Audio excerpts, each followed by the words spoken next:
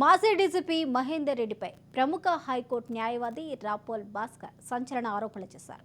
IPC అధికారిగా ఉన్నప్పుడు తన అధికారాన్ని అడ్డుపెట్టుకుని ₹1,00,00,000 ఆస్తులు కూడబెట్టారని అన్నారు.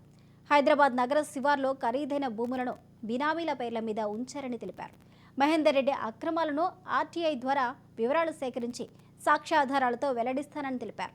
సమగ్ర విచారణకు సీఎం, గవర్నర్, ఏసీబీకు ఫిర్యాదు చేశానని తెలిపారు. దివంగత నటి సౌందర్యకు చెందిన వట్టినాగులపల్లిలోని స్థలాన్ని ఆమె సోదరుని బెదిరించి తన పేరు మీద బదలాయించుకున్నారని తెలిపారు. గ్యాంగ్స్టర్ నయీం మరికొందరు రౌడీ షీటర్లను రంగంలోకి దింపి భూములు కాజేస్తున్నారని ఆరోపించారు. ఈ దోపిడీ అంతా క్విడ్ ప్రోకో విధానంలో జరిగిందన్నారు. ఉమ్మడి ఏపీకి ముఖ్యమంత్రిగా పనిచేసిన కిరణ్ కుమార్ రెడ్డితో కలిసి కూడా మహేందర్ రెడ్డి పలు భూ వ్యవహారాలు చేశారని తెలిపారు. ఆయన శైలి నచ్చకే అప్పటి సీఎం రోసయ్య దూరం పెట్టారని అన్నారు.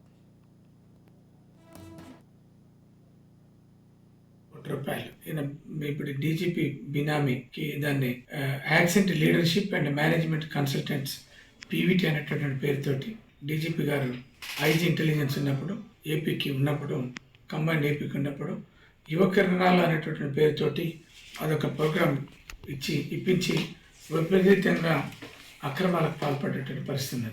అందుకనే వీరు రకరకాల ఎడ్యుకేషన్ అండ్ ఇన్స్టిట్యూషన్స్లలో వీరి స్లీపింగ్ పార్ట్నర్.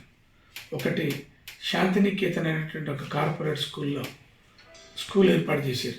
ఎక్కడ షామీర్పేట అనేటటువంటి ప్రాంతాల్లో 40 ఎకరాలలో కట్టారు. అది కొన్ని వేల కోట్ల రూపాయలకు సంబంధించినటువంటి ప్రాజెక్ట్. దాంట్లో కూడా వీరి స్లీపింగ్ పార్ట్నర్ ఉన్నటువంటిది ఒక ఆరోపణ. ఒక నక్సలైట్ను పట్టుకున్నారు.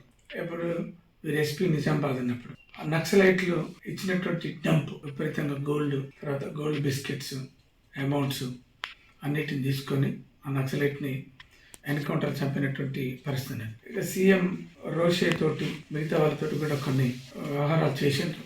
మరి వీరి యొక్క పద్ధతిని బాగోలేదని చెప్పేసి అప్పుడు ఉన్నటువంటి ముఖ్యమంత్రి రోషే గారు వీరిని దూరంగా పెట్టినటువంటి సందర్భాలు కూడా ఉన్నాయి. వీరికి ముఖ్యంగా పోలీస్ డిపార్ట్మెంట్లో ఉన్నటువంటి ఎస్పీలని, డిఎస్పీలని, సీఏలని విపరీతంగా వాడుకొని అనేక రకాల దందాలు, అక్రమాలు పాల్పడి కొన్ని వేల కోట్ల రూపాయలు సంపాదించినట్టుగా సమాచారం ఉంది.